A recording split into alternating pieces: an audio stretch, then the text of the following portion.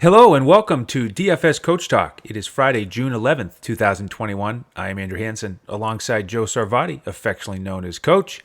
Rested up after a day off yesterday. And Coach, we had a lot of fun in Discord last night.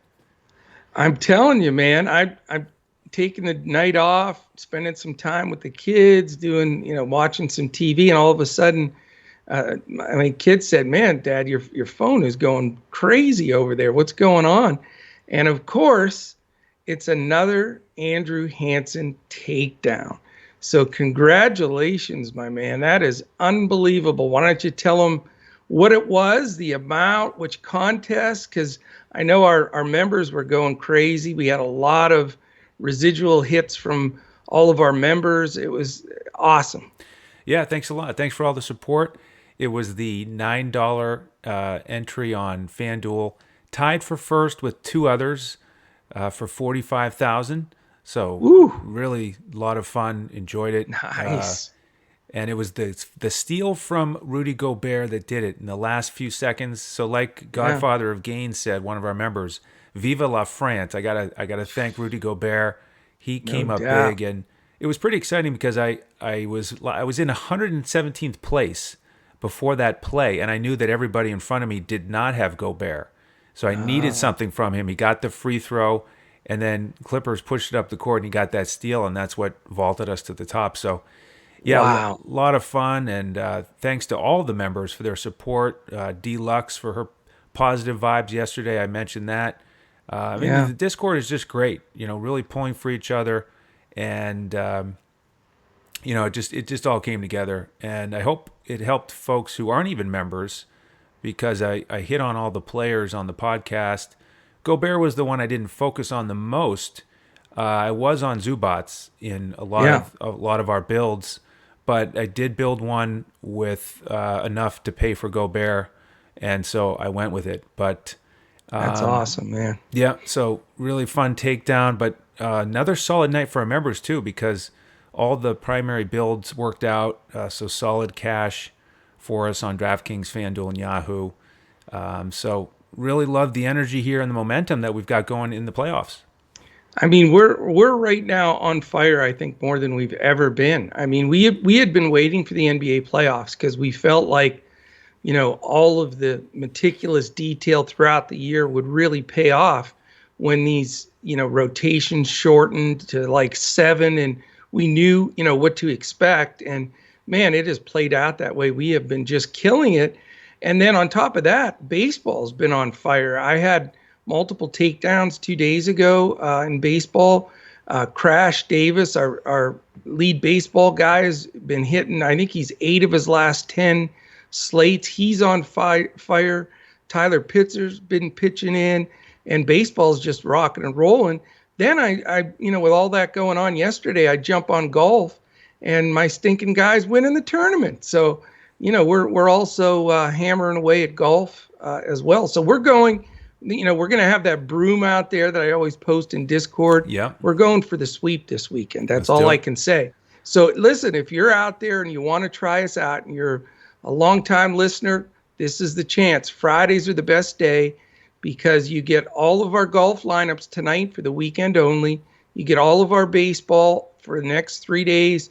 You'd get all of our basketball for the next 3 days, because with any membership at Coach Talk, you get everything that we offer, our podcast, content, lineups, and then, of course, all of our Discord communication, which really is the key. I know, Andrew, on my takedowns, the give and take that we do on the podcast, Yep. and then the different information that comes in on Discord, that all weighs in your brain when you're picking up that last lineup. And like you say, that one pivot can make, all the difference in the world. So dfscoachtalk.com.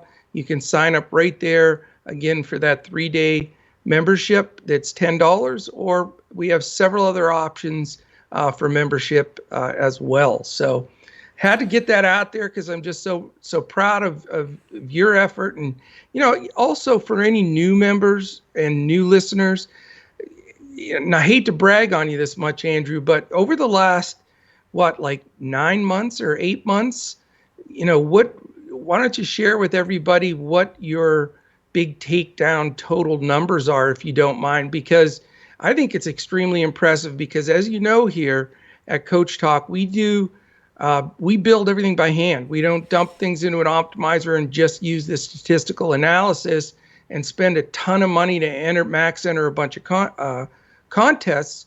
We pick and choose where we're going to put more than one entry, and we're only coming out there with, a handful of lineups for Andrew, or a little bit more than that, and maybe one or two for me. So I think hitting these kind of big hits, knowing that, we're more not as aggressive, I should say, or haphazard with playing thousands of dollars each night. We're doing it a lot more strategical, and to still have big wins like that is impressive. Yeah, thanks a lot. I really appreciate that. Since the beginning of the year, it's been a little over 250K.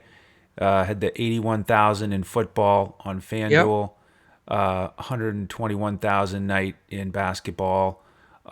In April, had a $7,500 second place on DraftKings, and then the 45 last night. And Wow. I want to thank you and the rest of the team, because it is a team effort. Even though it was your day off, your enthusiasm and the way we handle things, and go after each day, each slate.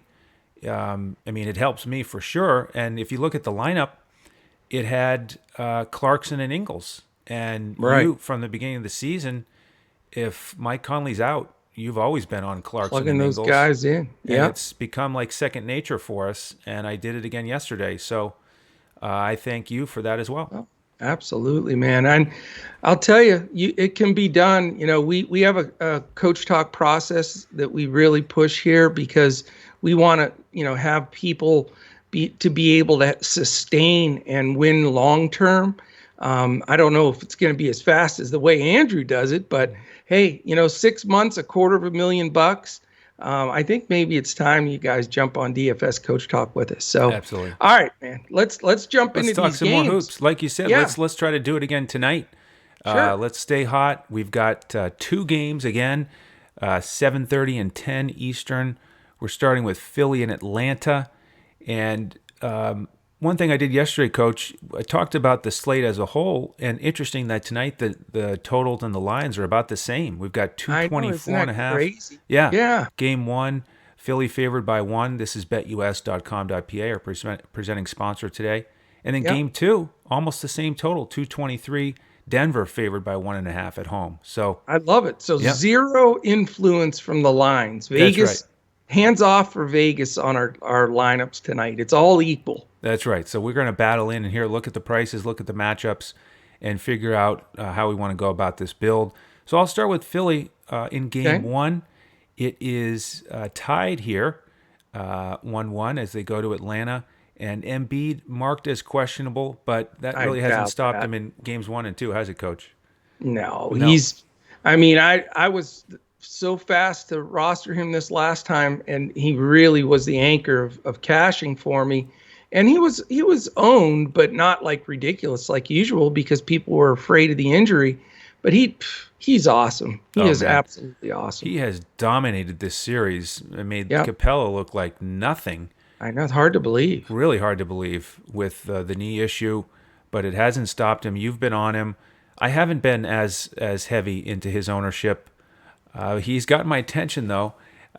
He's on my radar. FanDuel is interesting because you've got Embiid and Jokic, and you have to pick one of them if you're going to go that route. DraftKings, you could play both.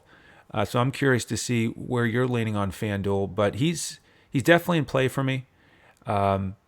With the rest of the group here, the starters, Ben Simmons came back to earth and disappeared in Game 2, only taking 3 shots. Yeah, we know he's got the trouble at the foul line, so he's just not. He didn't even get to the line. They didn't even hack him. So that's if you were going to roster him last time, we mentioned it on the pod, you'd have to hope he'd get 15, 16 foul shots and make some of those, but they just left him alone. That's the only way he's going to make 6 or 7 is if he gets 15 or 16. Exactly.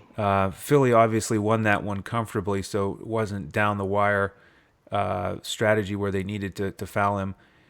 So maybe Atlanta plays better here at home and it's closer, and he does get some trips to the foul line. But I really don't want to pay up for him on this slate. I'd rather go with Embiid or any of the other starters. They're all playable for me. Seth Curry's been shooting it so well. 5 for Yeah. 9 on threes in game 1, 5 for 6 in game 2. Danny Green was awesome in game 2. In the first half, he had like 25 fantasy points, and then he only finished with a couple more. Yeah, Thibault, strange. yeah, Thibault got some minutes and in that second half. And then Tell me sometimes, about it. I was sweating out every point for Thibault right, because he had a exactly. big goose egg at halftime. Yep. And then Tobias Harris is a little pricey, but on FanDuel, I kind of like him just because you don't have as many options at power forward, and you got to get 2 of them. So I like those starters. The bench, I'm not too interested in here. Dwight Howard's taken a big backseat this series with minutes. Thibault, like you said, is inconsistent. He's playable, definitely in a GPP. You could look there. Not my favorite choice here. And then those guards, Shake Milton had a nice game too, but only 14 minutes. George Hill has had one good game and one dud. So I'm more focused on the starters here. I'm with you, man. And I'll tell you, I want to make a couple of points here because I was thinking about it yesterday when I actually could think for a few minutes without having to Right. do 9 million things with Coach Doc. And what I recognized that has been a common theme since I've been watching basketball, which is the mid 70s, and where I can remember all the games. Not only, and it was then and it's now. Not only do the rotations shorten, so benches generally 7 deep, maybe 8 at the most. Sometimes almost the starters getting the majority of those minutes. But on top of that, it even shrinks to another level. It goes from that starting 5 group basically, or 6 if they're getting good minutes from somebody off the bench, down to like 2 key guys.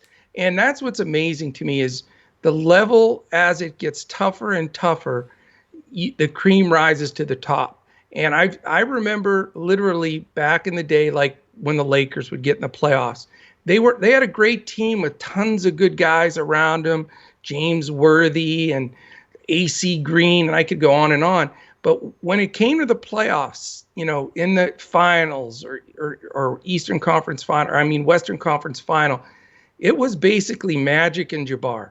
And those guys were the guys. So if you were DFS 50 years ago or whatever that was, those are the guys you were taking. And you could follow that pattern throughout the Jordan Pippen times and, the Bird and Parrish and McHale times. Yeah. Right. And just on and on, I could talk about it all the way through. And it's happening again this season like it always does. Just like even in the bubble, as weird as that was, it was Jamal Murray or it was Donovan Mitchell or it was, the guys that just took over. And we're seeing that here. And I think that, that's the key. And I've been following that so far. And now I feel even stronger about it is I'm not going to shy away from the studs, the Donovan Mitchells, the Kawhi Leonards, the dominant guys now that it's in their hands, the Kevin Durant's. And those guys, they live for this. Going through a long regular season, usually it's 82. This year it was 72. You can't get up like that for every game. It's impossible. You have to have some flat games, some off games.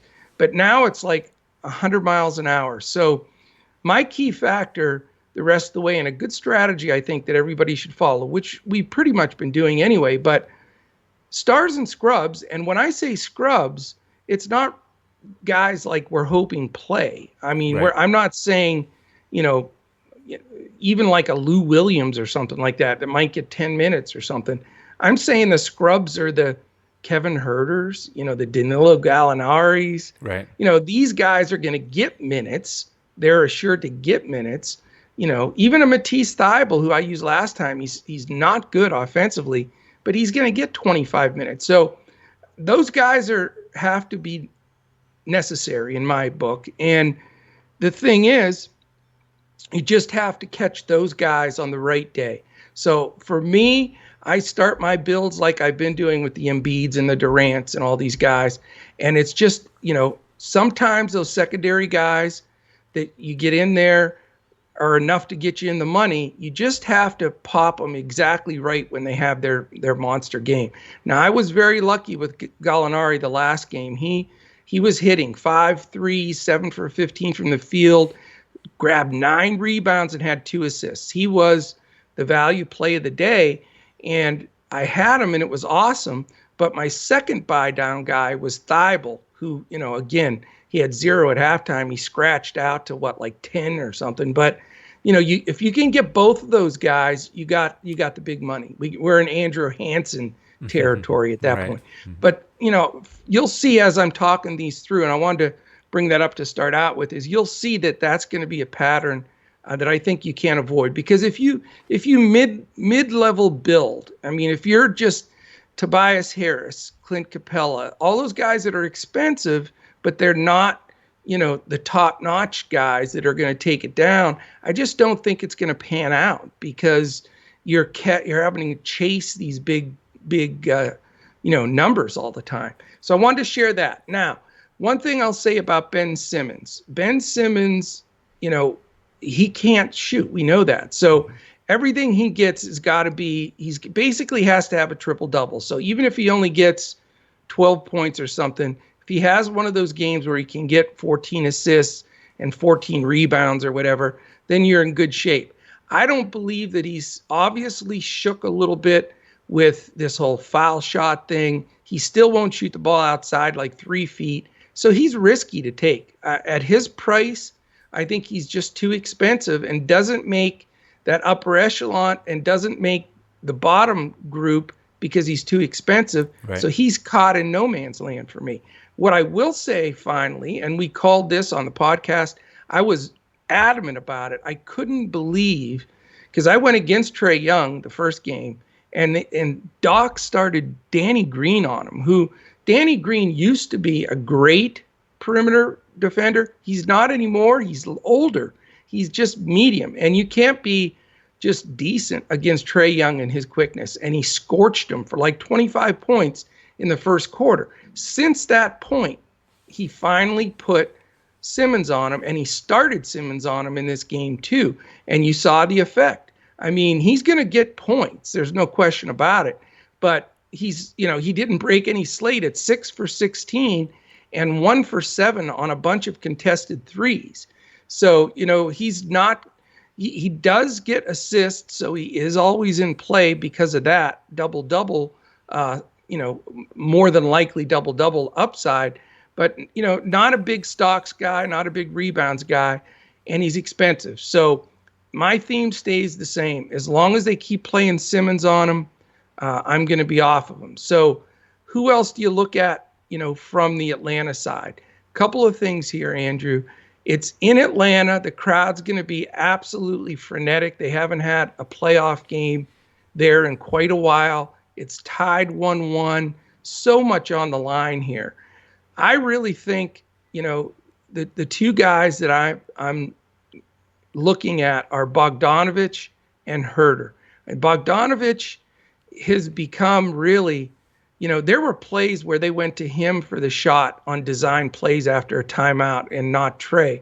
And maybe some of that is because Trae gets a little bit more attention, but Bogdanovich wants those shots and he can knock them down.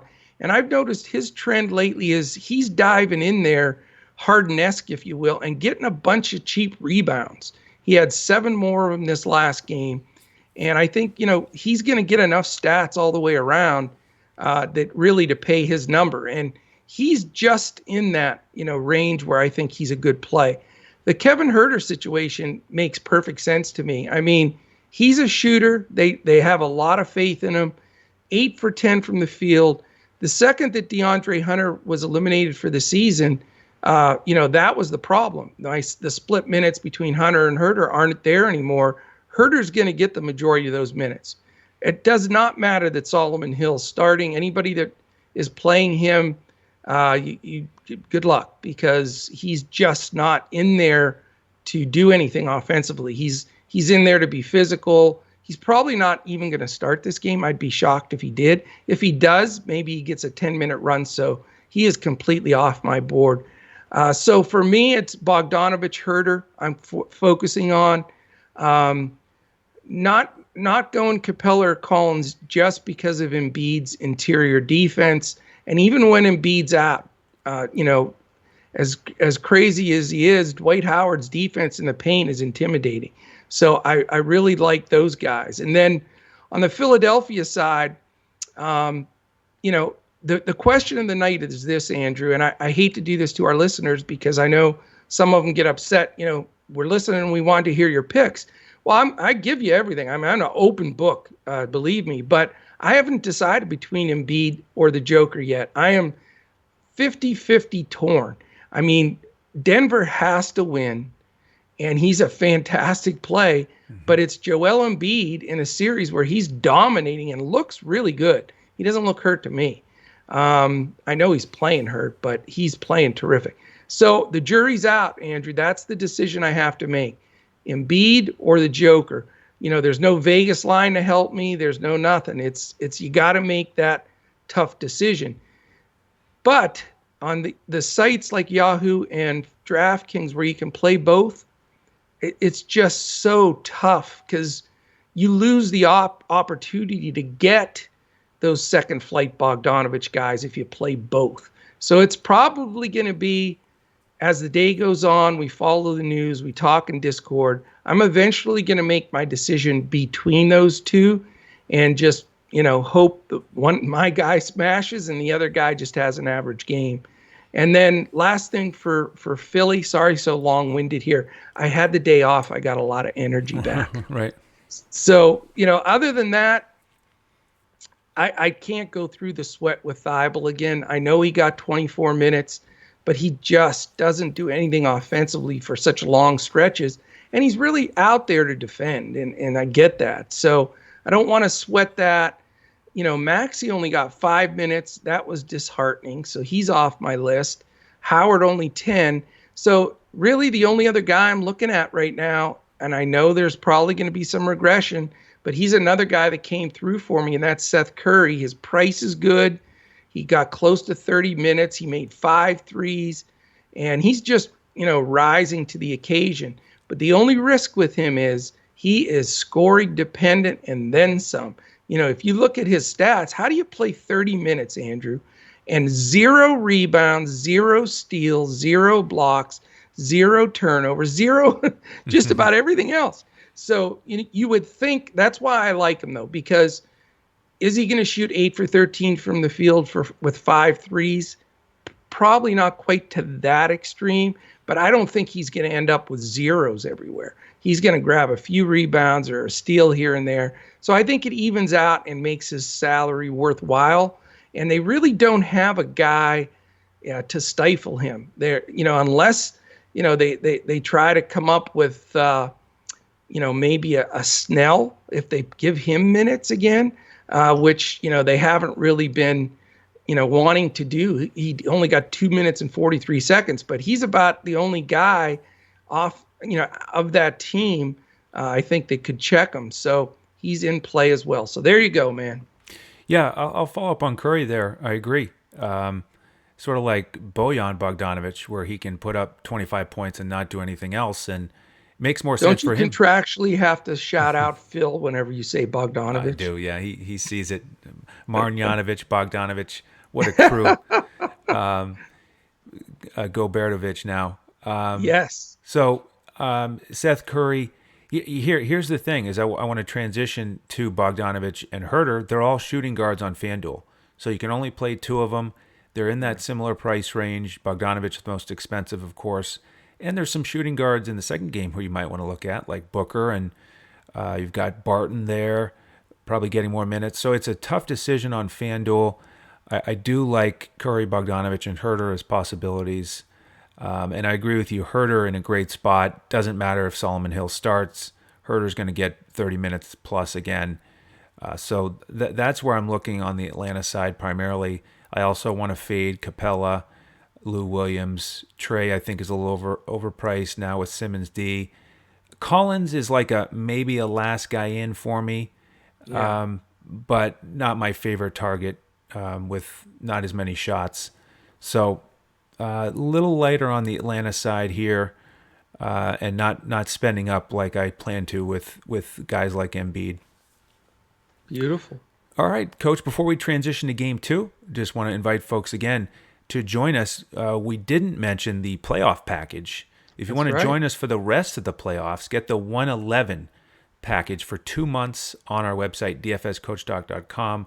Once again, with that package, you'll get access to all of our sports every day with the lineups 7 days a week, basketball and baseball, 2 times a week with golf. So dfscoachdoc.com is the website. Any questions, you can hit us on Twitter at dfscoachtalk. All right. And I want to mention on that membership, too, it's 2 months from the day you sign up. Yes. So it's not just the 2 months of the playoffs. So if you sign up today, you're in with us all the way through August 11th. So you'll have all kinds of extra action. So this is the time, man. It has been busy in here, and it's because we're winning. And we've got it going. And we're always confident. We're not cocky. We know that variances happen all different ways, and you have to be prepared for them. But we feel good about where we are right now, and we're going to keep it going. My only ask real quickly here is on YouTube and then our audio podcasting. If you're checking us out right now on YouTube, very important for us, the thumbs up, the subscribe button. We reached a milestone last night. We're getting closer to the huge milestone. We need 100 more subscribers. That's it. And we're going to get to a target we've been after for quite some time. So please hit that subscribe button and then click the little alert button up in the corner. That lets you know the second any of our podcasts post. If you're listening on any of the audio podcast venues, whether it be Spotify, iTunes, Apple Podcast, Podbean, Stitcher, iHeart, all of them, just take a second, give us a 5 stars, give us a quick comment, and we have a selection that we do randomly monthly for everybody that's given the 5 stars and a comment, and someone will win a 1-week membership. And we still have almost 3 weeks, 2.5 weeks there before that next drawing. So take advantage of that as well. So there we go, man. Excellent. All right, well, let's transition to game two. It is at 10 o'clock Eastern. Phoenix in Denver. They won those first 2 at home in convincing fashion. Oof. And now Denver's got the real challenge here. Joe Stanton on our team is anxiously awaiting this, sweating bullets. Is this team going to step up? But I'll let you handle those guys. I'm going to start with Phoenix as the road team. Okay. Nader still out. Everybody else ready to go. You mentioned Nader for 3 months and nobody knew. Ralph Nader, remember he ran for president back in the... So let's start with Chris Paul. You've been hyping him up for the assist-to-turnover ratio, and in this series, he's now up to 26-1. Unbelievable. Just... how cool was that, though? We talked about it in depth on the podcast, and then they did a big thing about it on the game itself. Yep. I thought that was so great. Yeah, unbelievable. Man, he's just really in his own skin, feeling comfortable. It's not possible. At that rate of speed, that's just not attainable, I don't think. I don't know how he's doing it. It's like magic. He's mastering that position. I mean, really old school point guard, setting folks up and playing awesome, and his price is reasonable, especially still on DraftKings, 7,100. That's I mean, low. The last 2 games he's had 49 and 50 DraftKings points. That's a 7x return, and his price hasn't gone up enough. I don't think it's gone up much at all, and I think he'll be sort of chalky because of it. Yep. So yeah, you could fade that and work on a different build. I feel pretty good about him. I think it's pretty strong value there. A little more expensive on FanDuel, but definitely in the mix for me. And I've been focused on Bridges and Crowder here, especially in game 2 after Bridges was awesome. He didn't do as much in game 2, but they won by 25. So it was a blowout. They didn't get those extra minutes in the fourth. I think Denver will definitely keep it closer here. It'll be a game, and those guys will get more minutes and more shots. So they're in the mix for me as well. Ayton continues to play well against the Joker, 15 and 10, high shooting percentage again. But do we want to take that center spot away from Embiid and Jokic? Tough competition for him. Yeah, it really is. So that's probably a secondary build if you go that route. That's the way I'm looking at it. Yeah. Booker, nice to see him get 10 rebounds in the last game. How about that? Shots were still a little bit limited.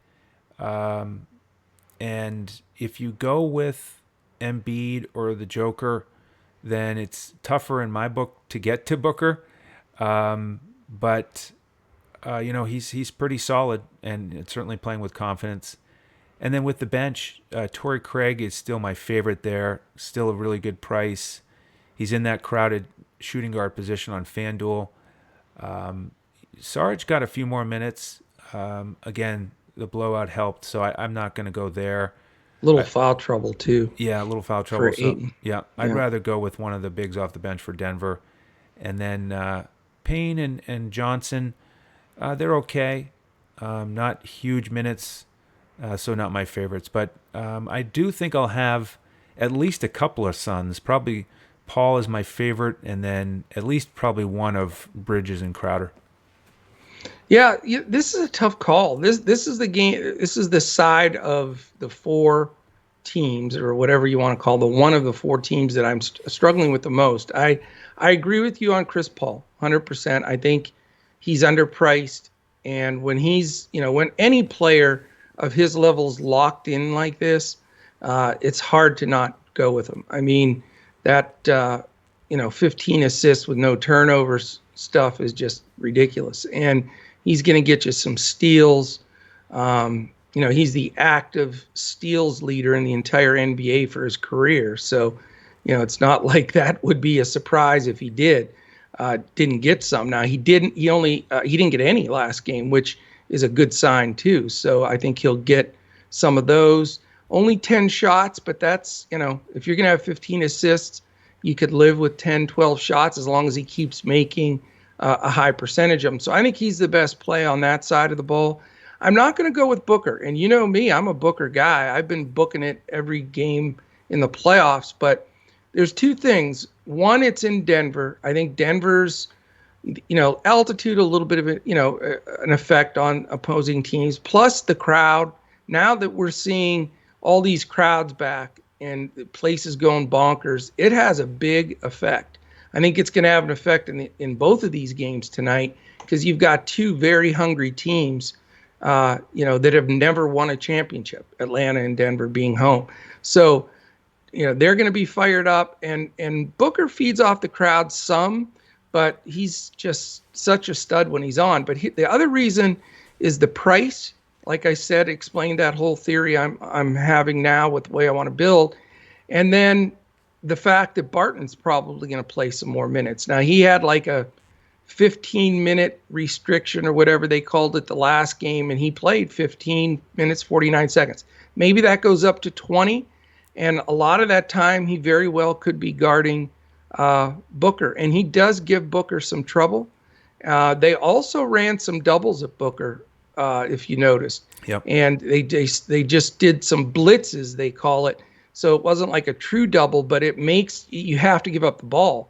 And that's also what led to Paul's 15 assists. And I think they'll do the same thing. As he gets the ball in the wing, somebody's going to blitz him.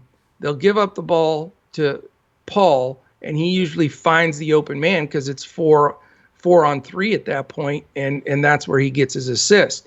So, a couple of things from that. That's one reason I want to fade Booker, one reason I want to play Paul, and one reason why I want to look at a combination of two of the three guys, Bridges, Crowder, and Ayton. Of course, Ayton's expensive. I'm not going to have Ayton on FanDuel, not with those other two studs.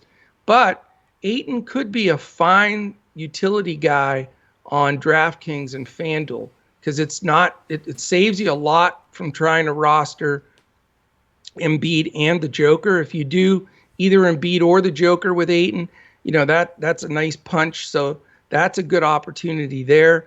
And then, Bridges, he's still going to get his shots. He did slow down, but he took 8 threes, which is the most on the team. He took more threes than Booker. So that tells you he's not shy, and they want him to shoot the ball. And I think he'll get double-digit shots. I think he had just a little off game. I think he's very much in play here.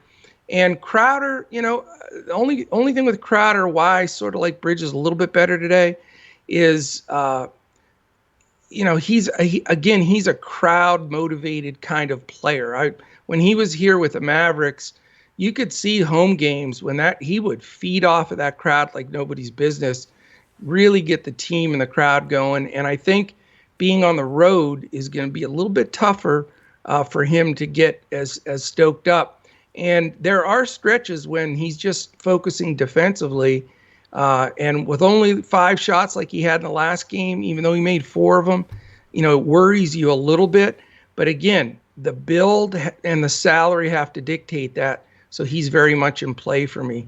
So all 3 of those guys I want to look at. So I could have as many as 3 Suns probably, because I like this second game better than the first game personally, even though the lines are exactly the same. I just think, the desperation of Denver at home and the way they're going to pick it up, and Phoenix just being such a damn good team. They really are a good team. I think, you can really catch some good guys there. I'm not going to mess with the bench on this one, Andrew. The Sarge, Payne, Cam Johnson, Torrey Craig thing, I think they're all good. They all play a nice role, but I just don't trust any of their spots to be even, when you start hoping your guy gets 15 fantasy points as you're watching the game, you might not have made the best pick. So there is a chance for any of those guys to go off and be 7-8x, but I think there's equal as much of a chance that they can sink your chances for a takedown. So that's the way I'm looking at that side. And then as far as Denver goes, the desperation, elimination game for them is what I would say if I was Malone in the locker room. You can't go down 3-0. It just doesn't happen where anybody comes back from that. So, the big discussion is going to be, where do we go here? What is Barton's role going to be? How many minutes is he going to get? If you told me Barton was going to get 20 plus minutes, I would roster him. But I think he's right on that cusp. So it's a tough decision. He did look good, though, didn't he, when he was out there? He looked terrific. Yeah, he did. He really did. But I don't think they'll push him over much more than that, though. Do you? Well, Joe Stan has talked about how conservative they are, and I think that's why he was so ready that when he came out, he looked that good. They didn't just get him out there when he was 50% and say, get yourself back into shape while you're out there playing. I mean, he was ready to go.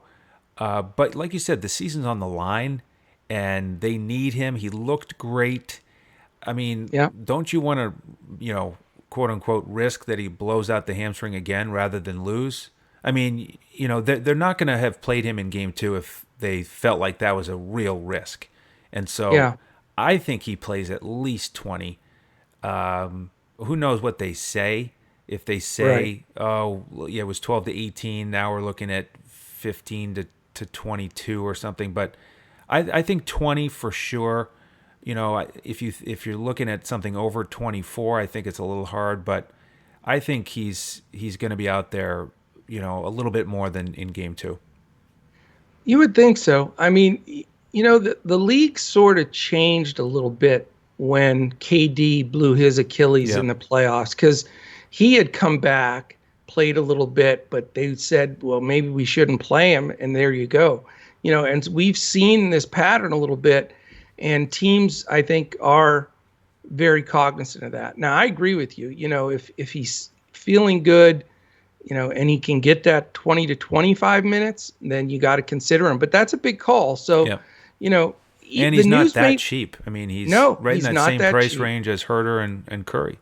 Right. If he was cheaper, then you can take that risk. Right. But you can't afford, him playing 17 minutes or something. That would kill you at that salary. So it's a tough call. And, I don't think the news is going to help us, Andrew, because there's no doubt they're going to say he's still on a minutes restriction, but who knows how firm that is, you know?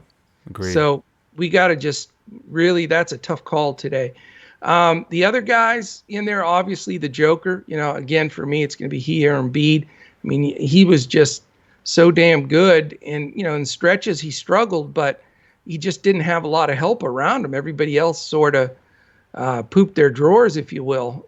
He was a lone wolf out there for a while. So I'm thinking the crowd will get some of these other guys up a little bit. But certainly, I mean, if you don't talk about the Joker and Embiid as 1-2 or 2-1, I mean, you're not thinking about it right, because those are the two most dominant players in these two games by a mile. After that, Porter, man, 3 for 13 and looked, like he was pressing, and his back looked a little funky to me. Now, this is different than what I call it like I see it. I knew Luka's neck was a bunch of BS because it is what it is. But when it's your back and you see a guy's posture and movements just twinged a bit, that's all that it takes to jack up a shot, because you don't get that same feel or extension. And so I'm a little concerned about Porter, and his price is high. I do think he'll bounce back. I don't think he's going to bounce back like Middleton did, because Middleton's healthy. He just had a slump. But I wouldn't blame anybody for playing Porter, but I'm not probably going to go there. Not sure on Gordon. I'm interested to see your take. I like his price, but man, he punched me right square in the jaw last game. He just didn't do a damn thing. Austin Rivers, same thing. I think the whole having Barton back is even gonna move him down the flagpole. So he's not on my radar.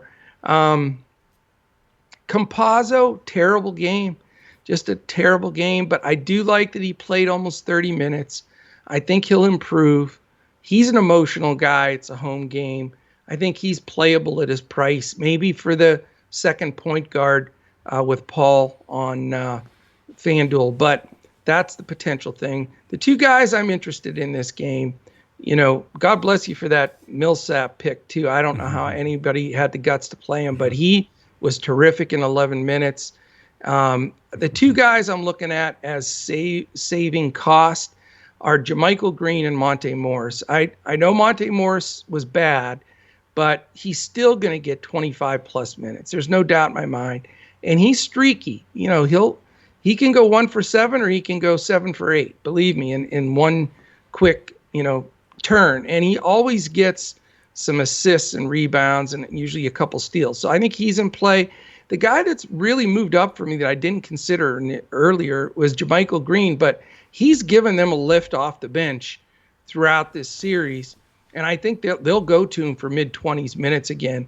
And he's active. He's going to get some rebounds. He'll be decent points per minute guy, and he's such value, and you have to find it. So really, it's all about, for me on the Denver side, the Joker, possibly Campazzo, and then the decision on Barton's going to be a big one for everybody, and then the value guys of Green and Morris. Yeah, I'm very similar. Very interested in the Joker. Campazzo, I agree, poor shooting night, but I think he rebounds. And now that the prices have settled in with Campazzo and Morris being almost the same, I am going to lean Campazzo here in this one and agree with you on Barton cutting into Rivers. Rivers, to me, is GPP only now. I mean, he is the kind of guy that will just turn around on a dime and spike a good score. He just needs, if he gets a couple steals and breakaways on FanDuel, those are 5 points apiece with the steal and the score. He does get them, but he isn't going to even sniff 30 minutes. No way. Yeah, I agree. I think he's down to 24 or so. So not fired up about him for the cash lineup. Same thing with Porter Jr. because of the injury. And then Gordon with the dud, like you said, 20 minutes. I'd much rather go with JaMychal Green. So I'm sort of zeroed in on that same group and looking at the other guys as GPP only. I'm with you, man. All right. Well, that covers the 4 teams in 44 minutes on this 2-game slate. Hope that helped everybody get ready. We're going to make our final selections here throughout the day. So again, jump in with us, dfscoachtalk.com. After you sign up, we will invite you into our Discord with an email this afternoon, and then we give out the lineups about 20 minutes before tip on game 1. And then baseball lineups and golf lineups tonight as well. On Twitter, you can follow the coach at JoeSarvadi. You can find me at Language Olympic. Please do subscribe on YouTube if you haven't already. Thanks for all the support there.